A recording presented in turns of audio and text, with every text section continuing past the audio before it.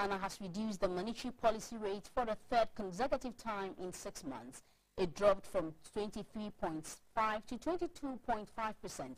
The governor of the Bank of Ghana, Dr. Ernest Addison, attributed the reduction to low inflation risk and a fairly stable cedi.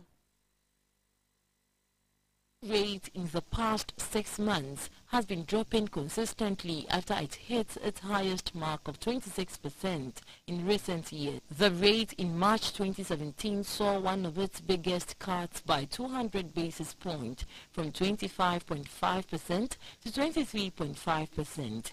The central bank at that time attributed the drop to favorable economic conditions in the country and the stability of the cedi against its trading partners. The latest 100 basis points cut from 23.5% to 22.5% is the third time. With a stable outlook for exchange rate movements and return to the path of fiscal consolidation, headline inflation is expected to trend towards the medium-term target in 2018, barring any unanticipated shocks.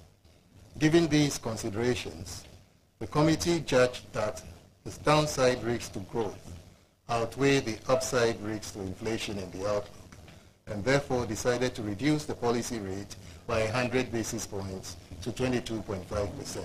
The country's total public debt at the end of March 2017 stood at 127.1 billion Ghana cedis, representing 62.5% of GDP.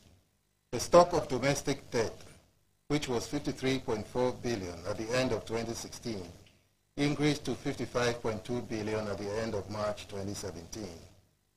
External debt increased from 69.2 billion at the end of December 2016 to 71.9 billion over the same period. This brings the total public debt at the end of March to 127.1 billion, up from 122.6 billion at the end of 2016. Gross international reserves increased to $6.4 billion, equivalent to 3.7 months of import cover at the end of April 2017, from 4.9 billion, that is 2.8 months of import cover at the end of 2016.